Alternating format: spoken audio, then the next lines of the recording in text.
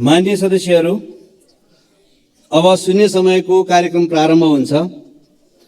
शून्य समयमा बोल्न चाहनुहुने माननीय सदस्यहरूको लागि 1 मिनेटको समय निर्धारण गरिएको छ।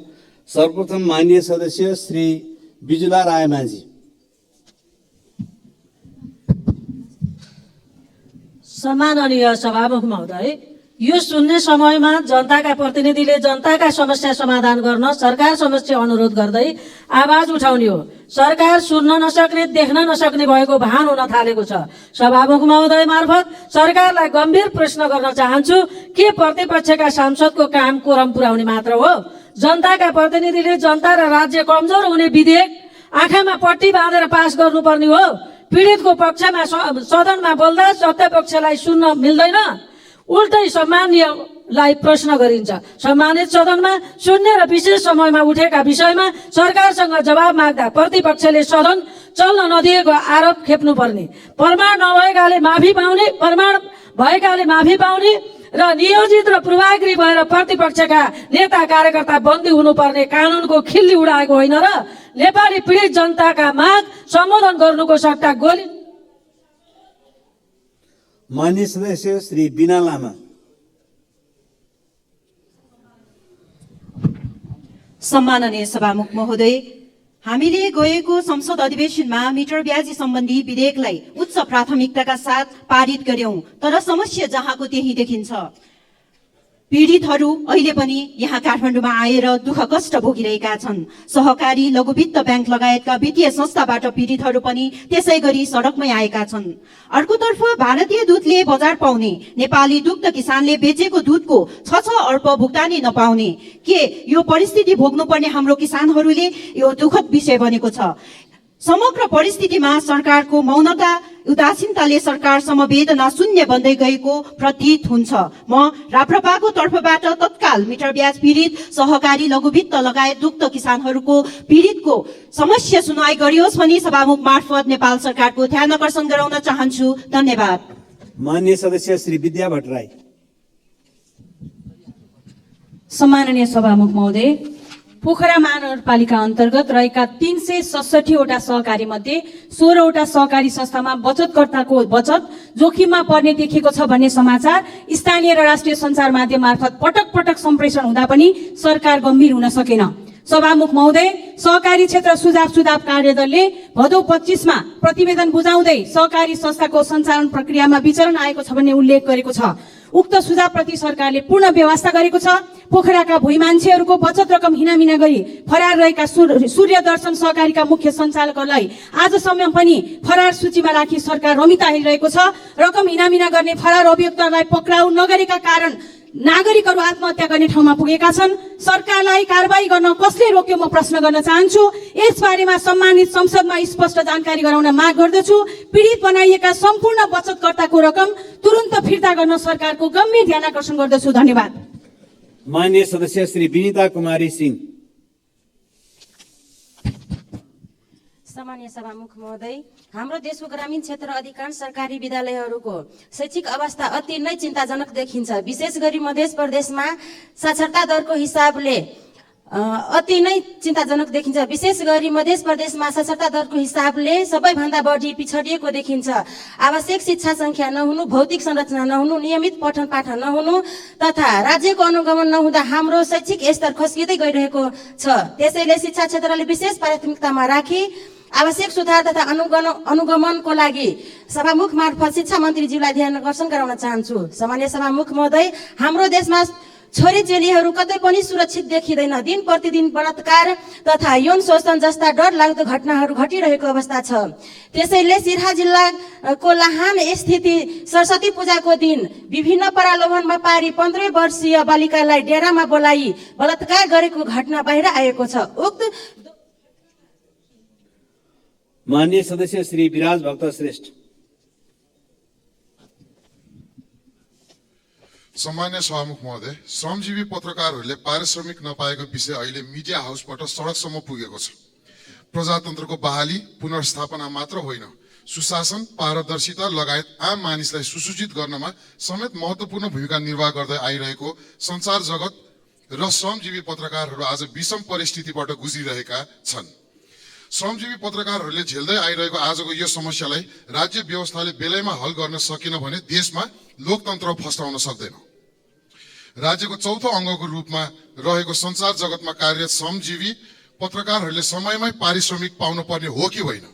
सञ्चार माध्यमकै विषय उठाएकोले यो कुरा सञ्चार माध्यममा त त्यति नआउला, तर सरकारको ध्यान जाओस्। नेपालको जय होस्।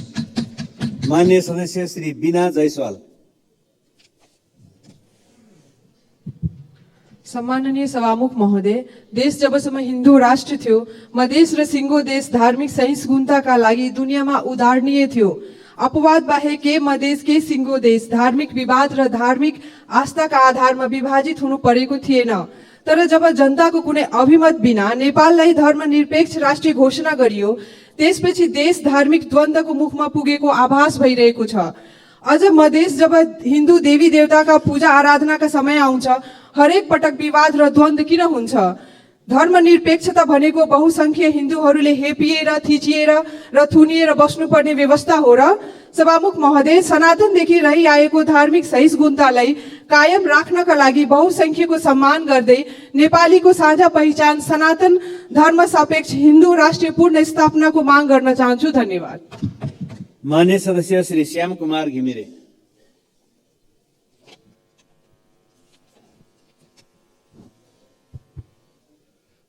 सम्माननीय सभामुख महोदय, कमला नदी सिन्धुली, उदयपुर, धनुषा र सिराहा जिल्ला भएर बग्छ। तर बाँकी तिनै जिल्लाभन्दा बढी भाग एक्लै सिन्धुली जिल्ला भएर बग्छ। यस नदीको डिपिआर 110 अर्बको छ। गत वर्ष वर्षौनी 35-40 करोडको काम हुँदै आएकोमा यस वर्ष जम्मा 7.5 करोड रुपियाँ पैसा विनियोजन भएको छ। यसबाट के कति काम हुन सक्छ, उचित बजेटको व्यवस्था गरियोस् भनेर माग गर्दछु। त्यसै गरी डकाहा, चकमके र नवलपुर मार्गको लागि यसभन्दा अगाडि 40 करोड रुपियाँ पैसा विनियोजन भएकोमा यस वर्ष जम्मा 1 करोड रुपियाँ पनि विनियोजन भएको छैन। यसबाट के काम हुन सक्छ मेरो प्रश्न छ। मेरै गाउँपालिकामा आजसम्म यो गाउँपालिका केन्द्रसम्म मोटर बाटो पुगेको छैन, मोटर बाटो पक्की भएको छैन। यसको अविलम्ब व्यवस्था होस् भनी माग गर्दछु। धन्यवाद। माननीय सदस्य श्री शान्ति विक। सभामुख महोदय, संविधानको मौलिक हकको धारा 35 को 1 मा प्रत्येक नागरिकलाई स्वास्थ्य सेवा निशुल्क प्राप्त गर्ने हक हुनेछ भने तापनि विपन्न वर्ग समुदायले सहजै त्यसको आभास गर्न पाएको छैनन्। जनताको स्वास्थ्यसँग जोडिएको कुराहरू समाधान गर्ने सरकारको दायित्व हो। स्वास्थ्य बीमा नागरिकलाई दिने भएकोले सरकारी वा निजी नभनी सबै संस्थालाई दिनुपर्छ। मेरो जिल्ला चितवन मेडिकल सिटीको रूपमा चिनिए पनि मेरो जिल्लामा 4 वटा ठूला हस्पिटलहरू छन्। ती मध्ये अरूमा बीमा दिने चितवन मेडिकल कलेजलाई नदिनुको कारण के हो? त्यहाँ पनि बीमाका व्यवस्था गरियोस्। सरकारले बीमा व्यवस्थालाई सहजीकरण गर्दै बीमाबाट पाउने 98 वटा औषधि सुनिश्चित गरियोस् र बीमा व्यवस्था सही व्यवस्थापन भएको छ वा छैन अनुगमनको व्यवस्था गरोस् भन्दै सभामुख मार्फत म सरकारसँग आग्रह गर्न चाहन्छु। धन्यवाद। जय नेपाल। माननीय सदस्य श्री शान्ति श्रेष्ठ।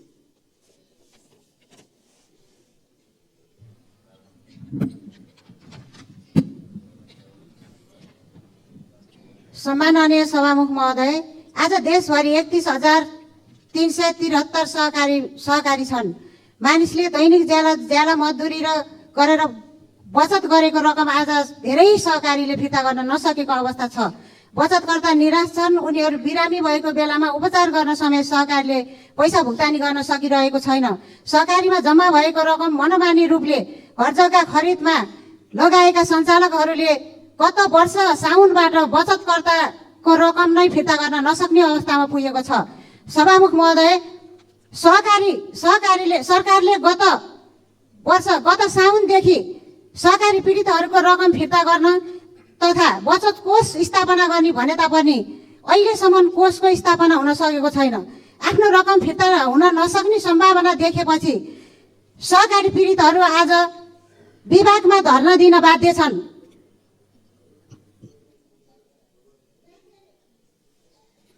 माननीय सदस्य श्री शिव नेपाली। सम्माननीय सभामुख महोदय, सरकार सरुवा बढुवामै व्यस्त छ।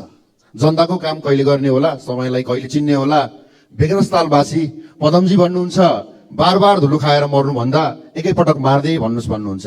घर दैलो आफ्नो क्षेत्रको गर्दै गर्दा जनतालाई भेट्दै गर्दा निराशा भन्दा अरू केही छैन। एकातिर महानगर राजस्व वृद्धि गर्छ 300%ले, अर्कोतिर बाटोघाटोको बेहाल छ। कास्की क्षेत्र नम्बर 1 बेगनास तालदेखि माझी कुना तालबेसी हुँदै लमजुङको कर्फुटार मन्दिर जाने बाटो अति नै जीर्ण अवस्थामा छ। संकल्प यात्रा पनि यही बाटोबाट भएको थियो, तर त्यो दिन सिमसार क्षेत्रको माटोले खाल्टाखुल्टी पुरिएको थियो भनेर गुनासो गर्दै दुःख व्यक्त गर्दै हुन्थ्यो। शीर्ष नेता सधैँ यात्रा गरे हुन्थ्यो, बरु धुलो नउडोस् भनेर काम त हुँदो रहेछ भन्नुहुन्छ। महानगरभित्र पर्ने वडा नम्बर 31 को माझी कुना जुन पर्यटकीय क्षेत्र पनि हो, सायद अन्य दलका शीर्ष नेतागण पनि नगएको हुनुहुन्न होला। उक्त बाटोको दुर्गति छिटो बनोस्। त्यस्तै रूपा गाउँपालिका र वडा नम्बर 32 को सिमानामा पर्ने सयलाको पुलले पनि बजेट खुलेर बसेको 30-40 वर्ष भयो भन्नुहुन्छ त्यहाँका बासिन्दा। सम्बन्धित निकायको ध्यान आकर्षण गराउन चाहन्छु। धन्यवाद। माननीय सदस्य श्री शिशिर खनाल। सम्माननीय सभामुख महोदय, नेपालको संविधानको धारा 35(4) ले प्रत्येक नागरिकलाई स्वच्छ खानेपानीको हकको कुरा गरेको छ, तर यसमा केही परिमार्जन गर्नुपर्ने देखियो। प्रत्येक नागरिकलाई ट्याङ्करको अस्वच्छ पानी किनेर खाने हक हुनेछ भनेर संशोधन गर्नुपर्ने देखिन्छ।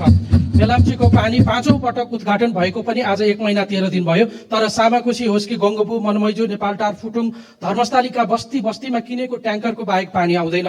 यो वर्ष पुस नलाग्दैदेखि पानीको समस्या देखिन थालेको थियो। मेलाम्चीको पानी आए सहजता हुन्छ भनियो, तर खै त मेलाम्चीको पानी नपुग्ने रिङ रोड बाहिरका बस्तीमा यो वर्ष, अर्को वर्ष र त्यसपछिको हिउँदमा पनि पानी पुग्दैन भन्ने अहिले नै थाहा छ, पोहोर नै थाहा थियो। यही सदनमा पटक पटक बोलेकै हो, तर योजना खै, कार्यक्रम खै। पानी नचुइने तर धाराको बिल मासिक आउने हुँदा जनतामा अत्यन्त ठुलो आक्रोश छ। हप्ताको एक पटक भए पनि घरको धारामा पानी कहिले पाइने हो? मन्त्रीज्यू, प्रधानमन्त्रीज्यू, पानी चाहियो। माननीय सदस्य श्री शोभा ग्यावाली।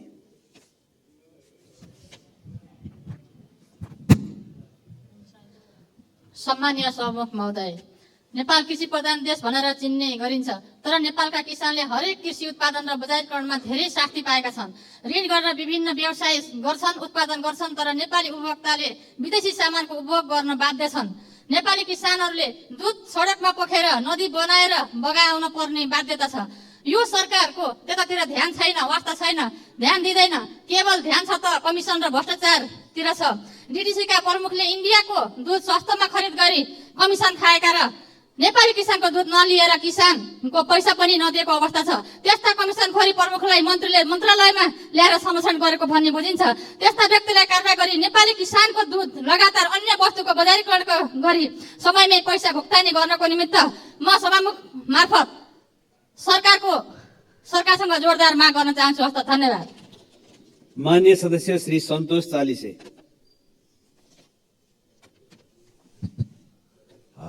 सम्माननीय सभामुख महोदय, काठमाडौँ क्षेत्र नम्बर 3 को शिवपुरी जलाधार क्षेत्र सुन्दरी जलबाट 2 घण्टा यातायातको साधन लिएर जाँदा 2 घण्टा माथि गएपछि त्यहाँ 700 रोपनी जग्गामा ठुलो धाप ड्याम बनेको छ।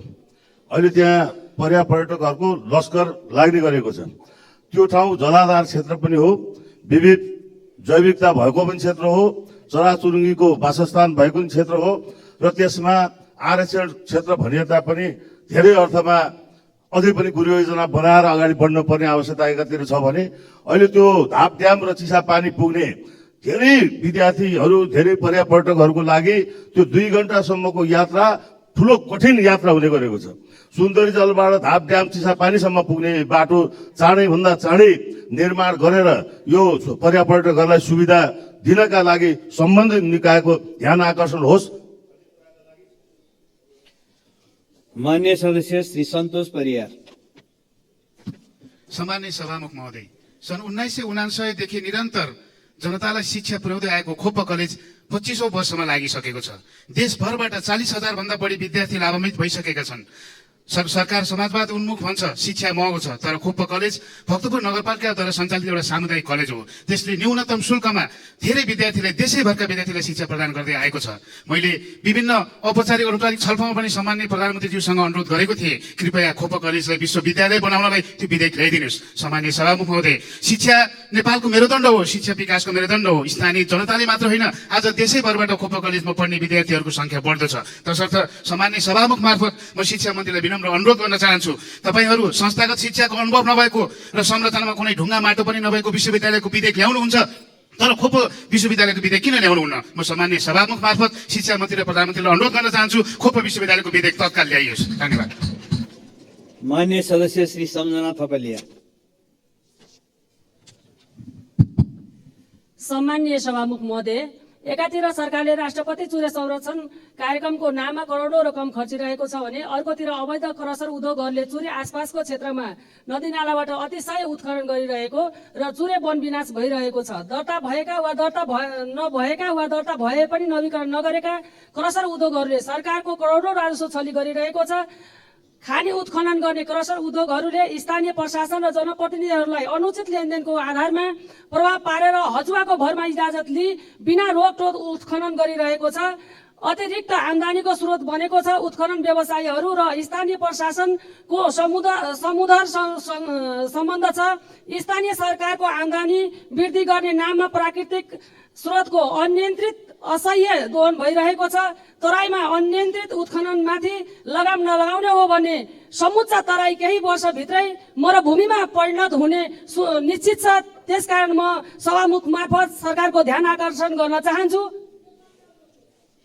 मान्य सदस्य श्री सरस्वती सुब्बा।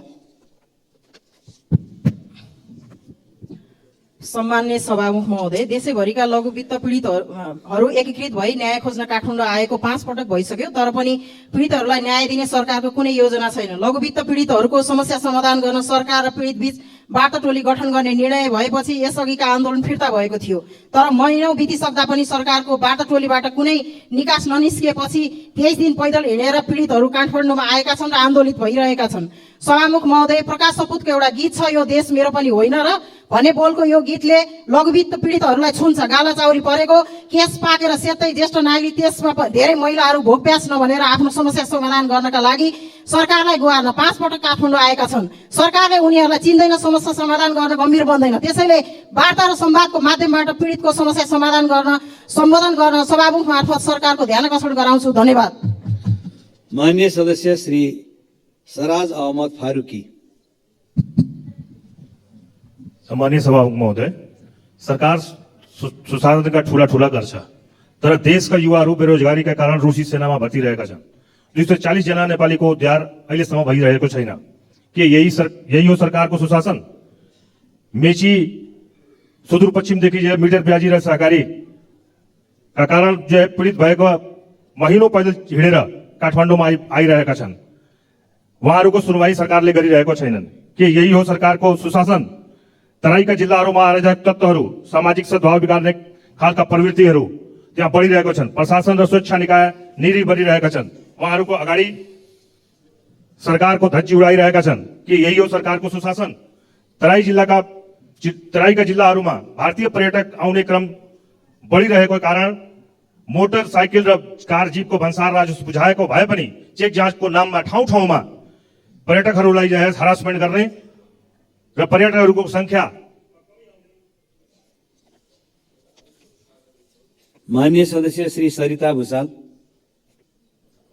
सम्माननीय सभामुख महोदय, हामी संसदमा नागरिकहरूले भोग्नु परेका समस्याहरू उठान गरिरहेका छौं, तर समाधान शून्य छ।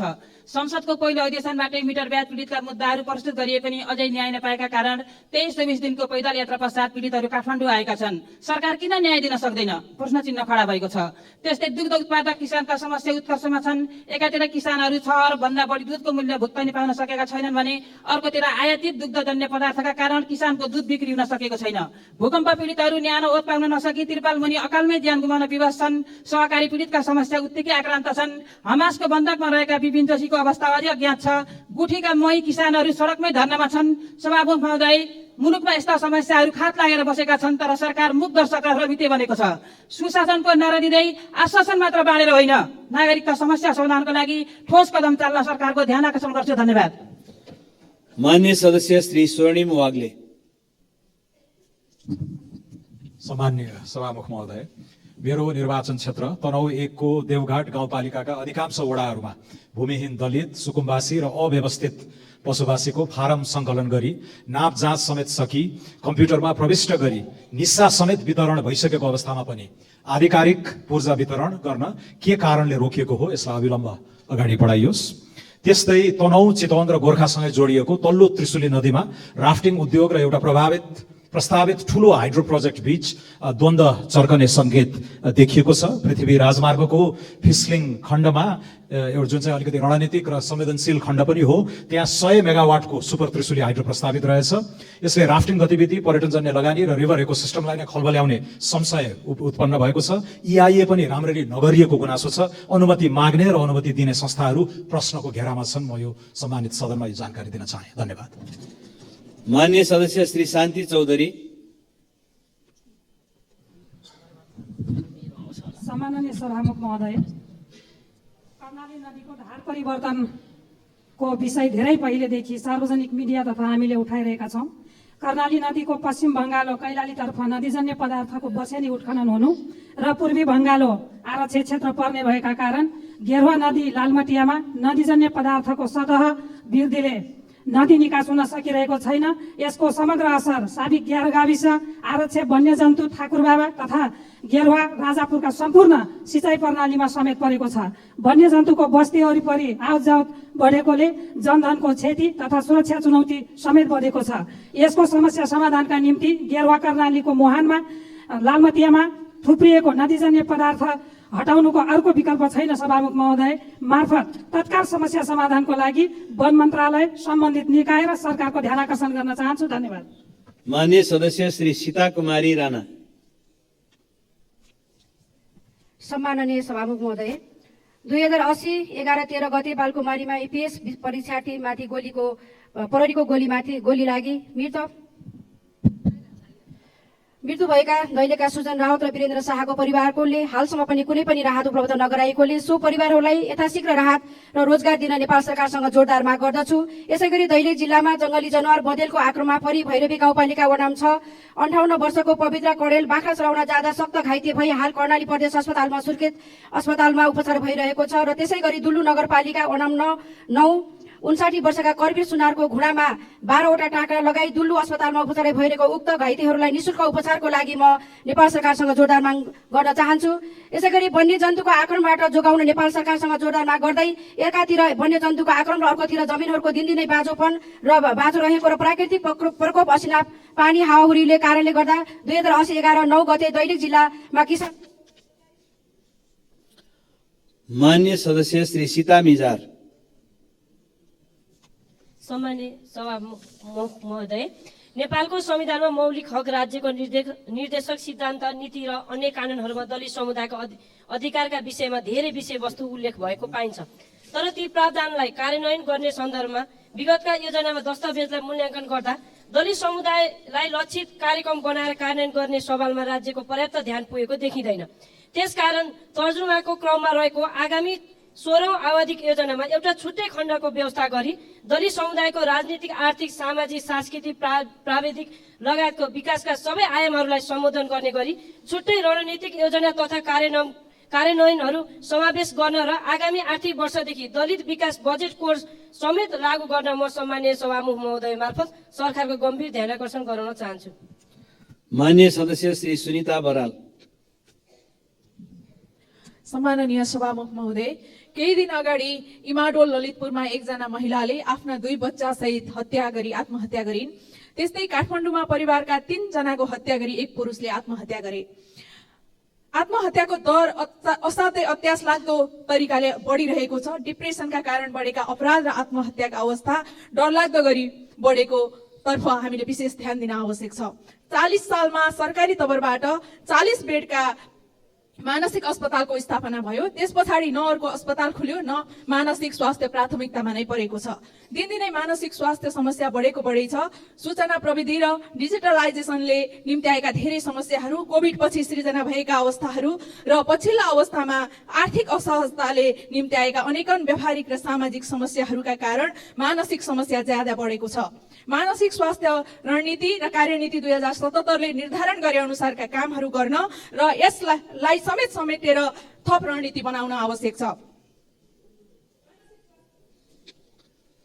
माननीय सदस्य श्री सुमना श्रेष्ठ। सभामुख महोदय, कानुन सम्मत भयो भन्दैमा न्यायोचित हुँदैन धेरैवटा कुरा। मिटर ब्याज पीडितहरूको हकमा मेरा यी माग सभामुख मार्फत म प्रत्यक्ष प्रधानमन्त्रीज्यूमा राख्न चाहन्छु। तपाईँले भन्ने गरेको जनवाद यो वर्गको लागि चाहिएको छ। तपाईँले निर्णायक काम गर्नु पर्यो। हरेक जिल्लामा मिटर ब्याज पीडितको लागि छिटो न्याय दिलाउन पूर्व न्यायाधीश सम्मिलित मिटर ब्याज इजलास बनाउनुहोस्। छानबिनको लागि के स्रोत चाहिन्छ दिनुहोस्। अहिलेको लम्बेदान प्रक्रियामा मिटर ब्याजी पीडितले न्याय पाउँदैनन्। यो इमिडिएट गर्नुपर्ने। मिडियम टर्ममा समाजशास्त्रीहरूलाई खटाउनुहोस् र पत्ता लगाउनुहोस् किन लिन्छन् आम मानिसले चर्को ब्याजमा ऋण कति लिन्छन्। स्वास्थ्यको लागि हो भने विपन्न वर्गको कार्ड दिन टास्क फोर्स बनाएर दिनुहोस्। सरकारी सुविधाहरूमा सरलै पहुँच बनाउनुहोस्। कर्पोरेट सोसियल रेस्पोन्सिबिलिटीको एउटा कोष बनाउनुहोस् र राष्ट्र बैंक अन्तर्गतको निगरानीमा यो वर्गलाई सहुलियत ब्याज दरमा दिने जिम्मेवारी दिनुहोस्। सामन्तवाद विरुद्ध युद्ध गर्नुभएको प्रधानमन्त्रीज्यू, अहिले सामन्तवादकै प्रतीक मिटर ब्याजी साहुकारहरूलाई विभिन्न राजनीतिक मान्छेहरूले प्रश्रय दिएको कुरा हिजो छलफलमा थाहा पाए। सभामुख महोदय, यसलाई वान्स एन्ड फर अल अन्त्य गर्नुहोस्। ल्यान्ड रिफर्मले ल्याएको उपलब्ध। माननीय सदस्य श्री सुशीला श्रेष्ठ। सभामुख महोदय, नेपाली छोराहरू भारत, ब्रिटेन र सिङ्गापुर लाउर जाने चलन हालसम्म पनि कायमै छ। हरेक वर्ष ब्रिटिस र सिङ्गापुरका ठुला अफिसरहरूले श्रम स्वीकृति लिई कोटा अनुसार भर्ती गरी सिङ्गापुर पुलिसमा लान्छन्। उनीहरू हरेक 3 वर्षमा नेपाल छुट्टीमा आउँछन् र 3 वर्षपछि श्रीमती सिङ्गापुर लाने स्वीकृति पाउँछन्। तर उनीहरूको परिवार त्यहाँ कुनै पनि काम गर्न पाउँदैन। श्रीमानसँग पुरै आश्रित भएर बस्नुपर्छ। उनीहरू 17 वर्षदेखि 30 वर्षसम्म सिङ्गापुरमा काम गरी रिटायर भएर घर फर्कन्छन्। नेपाल फर्केपछि उनीहरूको छोराछोरी सिङ्गापुरमा जन्मेका आधारबाट हाम्रा बालिकाहरूमा जन्म दर्ता गरिँदैन। यसले गर्दा उनीहरूले गलत प्रक्रिया अपनाएर जन्म दर्ता गराउनु पर्ने, नागरिकता लिनुपर्ने बाध्यता रहेको छ। यसको कानुन व्यवस्था गर्न सिङ्गापुर पुलिसमा भर्ती भएको सर्भिस नम्बर र सिङ्गापुर सरकारले दिएको नाता खुल्ने प्रमाणको आधारमा बिना झन्झट जन्म दर्ता गराई नागरिकता उपलब्ध गराइयोस् भनी सभामुख मार्फत सम्बन्धित निकायको ध्यान आकर्षण गर्न चाहन्छु। धन्यवाद। माननीय सदस्य श्री सूर्य कुमारी श्रेष्ठ। सम्माननीय सभामुख महोदय, देशको कानुनले छोरा र छोरी समान लैङ्गिक विभेद अन्त भन्दछ। तर देशमा सम्पूर्ण महिला शिक्षक, महिला निजमती कर्मचारी दिदीबहिनीहरूको बुबा आमाको मृत्यु हुँदा मृत्यु भएकै दिन मुटुभरि अत्यन्त पीडा, आँखामा बलिन्दा र आँसु भाव विवल हुँदै हुँदै आफ्नो कार्यक्षेत्रमा काम गर्न जानुपर्छ। त्यो पीडाको समयमा काममा जाँदा सेवा क्षेत्र कतिको प्रभावकारी होला। सम्माननीय सभामुख महोदय, बुबा आमाको मृत्यु हुँदा पीडा छोरालाई मात्र हुन्छ र छोरीलाई पनि उत्तिकै पीडा हुन्छ होला नि। त्यसैले छोरीले पनि बुबा आमा बित्दा 13 दिन बिदा पाउनुपर्छ। हालको कानुन संशोधन गर्नुपर्छ। सम्माननीय सभामुख महोदय। माननीय सदस्य श्री सूर्य प्रसाद ढकाल।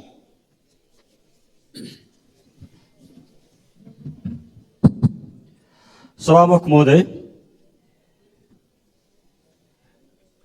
जनताले हामीलाई प्रश्न गरेका छन्, यो सदनमा मिटर ब्याजीका समस्याहरू समाधान गर्ने विषयमा किन छलफल हुँदैन? सहकारी पीडितका समस्याहरूको समाधान गर्ने विषयमा किन छलफल हुँदैन?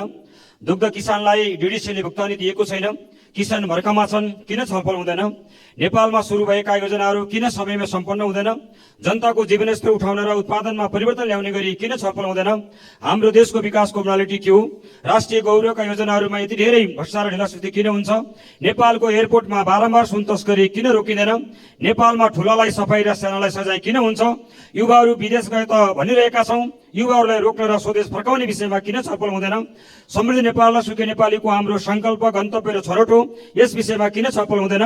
गठबन्धनको कारण मुलुक सङ्कटमा छ, अर्थतन्त्र चौपट भएको छ, सामाजिक मूल्य मान्यतामा स्खलित हुँदैछ।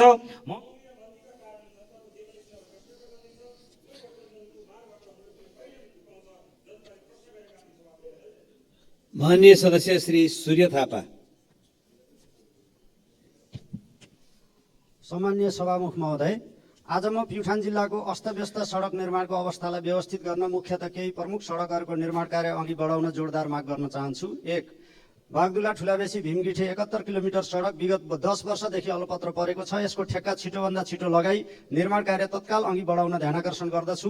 2. बागदुला प्युठान सडक अन्तर्गतकै यो चाहिँ मच्छी सिमलटारी यो मदन भण्डारी राष्ट्रिय राजमार्गलाई छुट्याइएको बजेट अत्यन्त न्यून भएको छ। यसलाई छिटो चाहिँ बजेट पुग्ने गरी व्यवस्था गर्न म माग गर्दछु।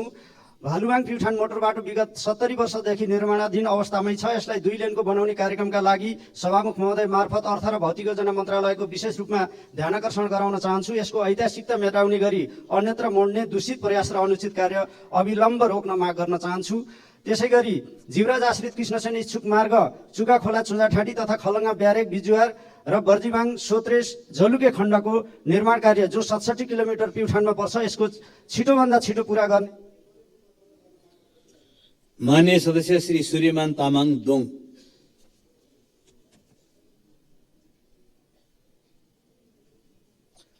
अर्को माइक चाहिँ छेउमा।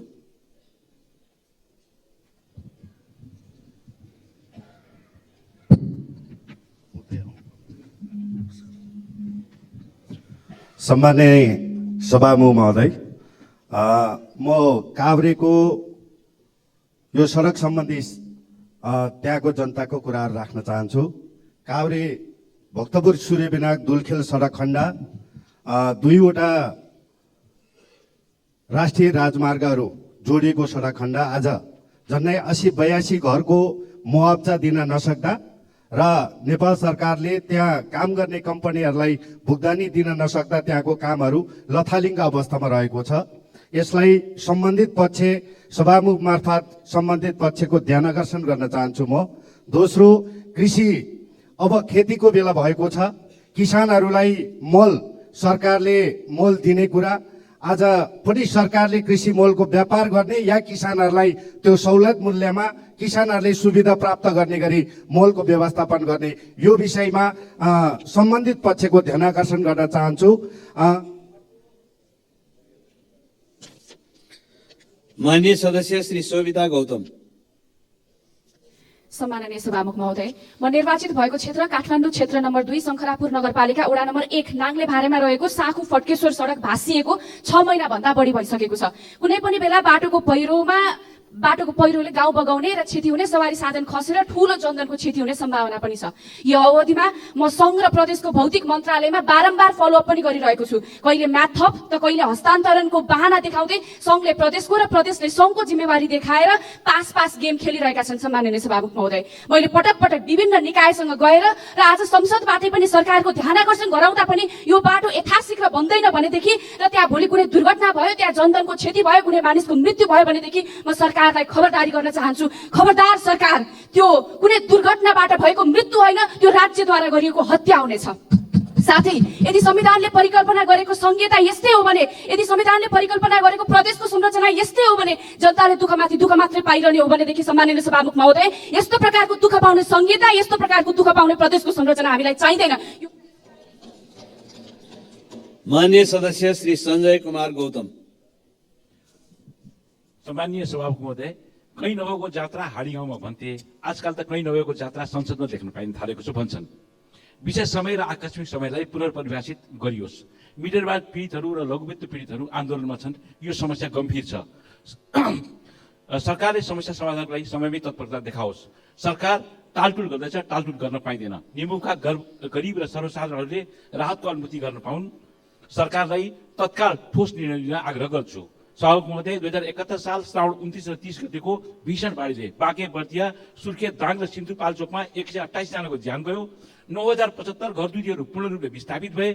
24,592 घरधुरीहरू आंशिक रूपले क्षति भए। तर 2071 साल चैत्र 13 गतेको मन्त्री परिषदले विपद व्यवस्थापन तथा पुनर्निर्माण आयोजना स्वीकृत पनि गर्यो। तर अहिलेसम्म पनि राहत प्राप्त गर्न सकेन सभामुख महोदय। त्यसकारण आम जनताले कहाँ सरकार कहाँ छ, किन सरकार?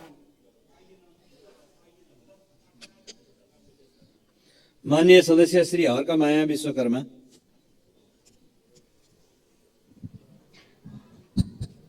सम्माननीय सभामुख महोदय, सहकारी र लघु वित्तबाट ऋण लिएका सर्वसाधारण जनताहरूलाई ऋण नीति नतिर्न उर्दी गर्दै अराजक समूहले झापा लगायत देशव्यापी रूपमा वितण्डा मचाइरहेको घटना सार्वजनिक भइरहेको छ। तर सरकार सहकारीको सुरक्षाप्रति मुख दर्शक छ। सहकारीले ब्याङ्किङ पहुँच नभएका दूरदराजका मानिसहरू, धितो सम्पत्ति नभएकालाई देशको आर्थिक मूल प्रवाहमा जोडेको छ। के यो सरकारले त्यसलाई भत्काउन खोजेको हो?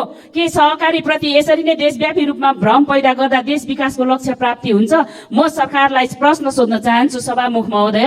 सहकारी अनुसार तत्काल सहकारीका खराब गर्ने सञ्चालक कर्मचारीहरूलाई तत्काल कारबाही गरी बचतकर्ताको सुरक्षा गरियोस्, बचत सुरक्षा गरियोस्। सहकारी र लघु वित्तमा माथि आक्रमण गर्नेलाई तत्काल कारबाही गरियोस् र सहकारी र लघु वित्तीय क्षेत्रको सरकारको धारणा के हो स्पष्ट पारियोस्। म सरकारलाई सोध्न चाहन्छु। माननीय सदस्य श्री हरि ढकाल।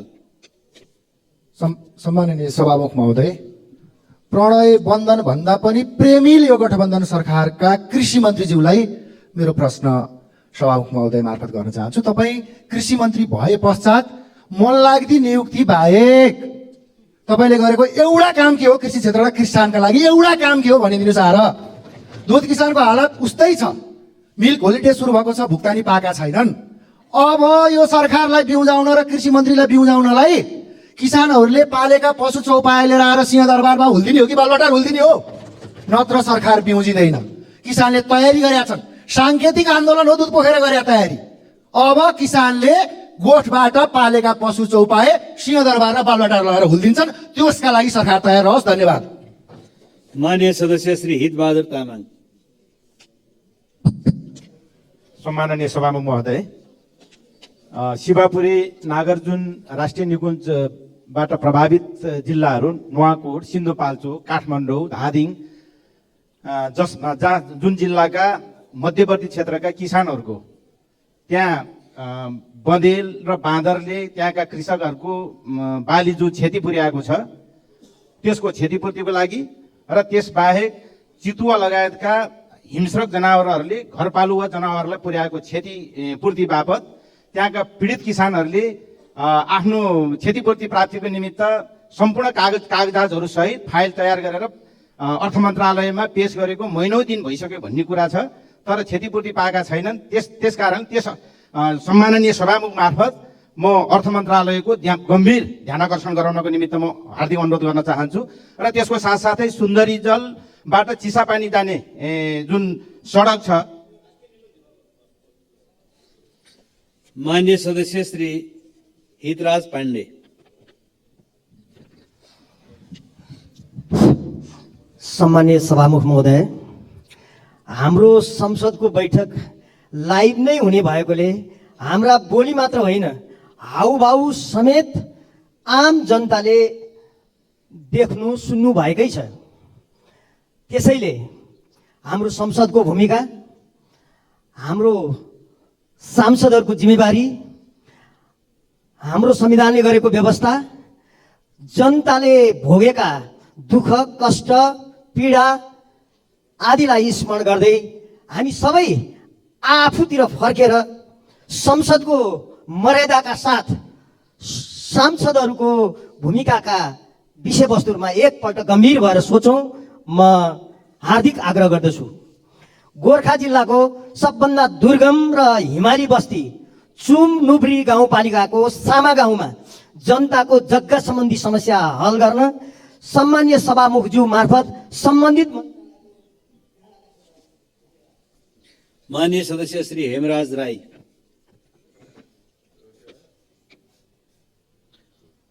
माइक की आवाज।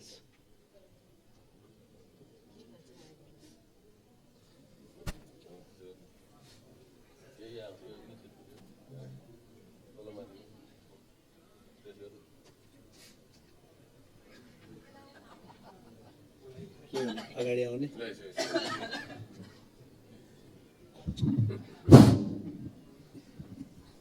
सभामुख महोदय, नेपालको जलस्रोत उपयोग सम्बन्धमा वर्तमान सरकारको व्यवहार नेपाल र नेपालको हितमा नरहेको देखिएको छ। नेपालमा ऊर्जा उत्पादन र बिक्रीको विषयलाई खुला र प्रतिस्पर्धात्मक बनाउनु पर्नेमा नेपालको ऊर्जा क्षेत्रमा अन्य मुलुकको लगानीलाई निरुत्साहित र निषेधित गर्ने भारतीय प्रावधानहरूप्रति सरकार मौन सहमति गर्दै नदीहरू सुम्पिरहेको छ।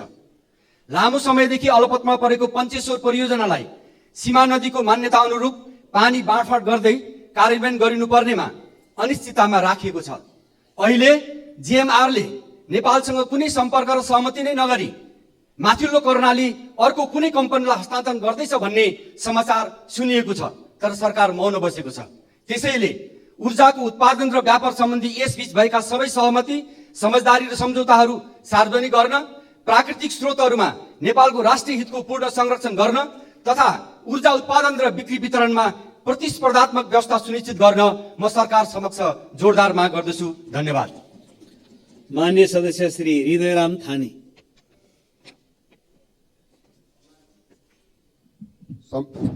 सम्माननीय सभामुख महोदय, कर्णाली प्रदेशको प्रहरी तालिम केन्द्र हाल पनि लुम्बिनी प्रदेशको नेपालगञ्जमा रहेकोले तुरुन्त सुर्खेत जिल्लाको पञ्चपुरी नगरपालिकाको दुलालथाईको मौरी डाँडामा स्थानान्तरण गर्ने व्यवस्था गरियोस्। त्यस्तै सुर्खेत वीरेन्द्रनगरको लिफ्ट खानेपानी योजनाको हाल टेन्डर मात्र भएको अवस्था छ। बाँकी काम तुरुन्त अघि बढाई वीरेन्द्रनगरवासीलाई खानेपानीको व्यवस्था गरियोस्। सम्माननीय सभामुख महोदय, मुक्ति श्री ई परालीले पूर्व सम्झौता बमोजिम सुर्खेत चौकुनेको गुटुमा सिमेन्ट उद्योग काम अगाडि नबढाई 12औं पटकसम्म नवीकरण गरेकोले कि काम अगाडि बढाइयोस् कि विकल्प खोजियोस्। त्यस्तै कोवलपुर सुर्खेत 132 केबी विद्युत प्रसारण लाइन काम छिटोभन्दा छिटो सम्पन्न गरी कर्णाली प्रदेशभरि शीघ्र विद्युतीकरणको व्यवस्था गरियोस्। धन्यवाद। माननीय सदस्य श्री ज्ञानु बस्नेत सुवेदी।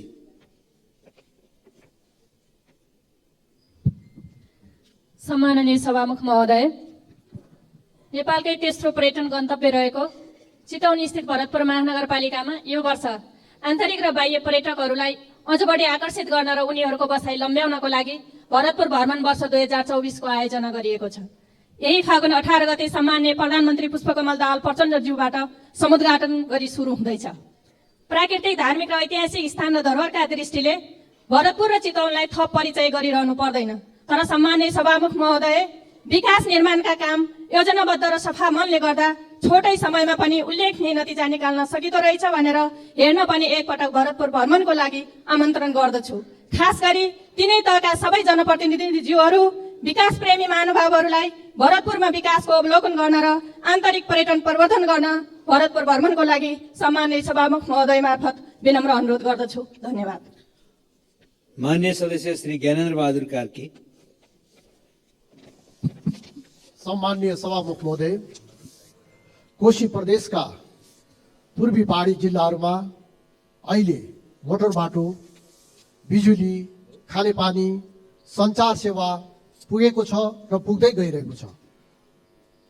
ती सुन्दर पूर्वी पहाडी जिल्लाहरूमा यी सबै सुविधाहरू हुँदा पनि त्यहाँका जनताहरू तीव्र गतिले बसाइसकेको क्रममा छन्।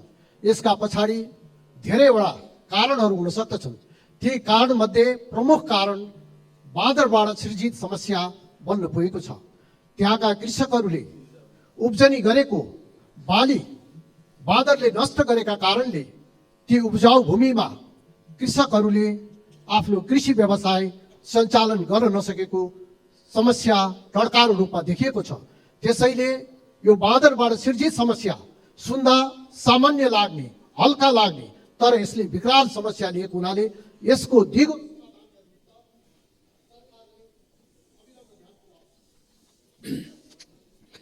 मान्य सदस्यहरू, शून्य समयमा मान्य सदस्यहरूले बोल्ने क्रम यही समाप्त हुन्छ।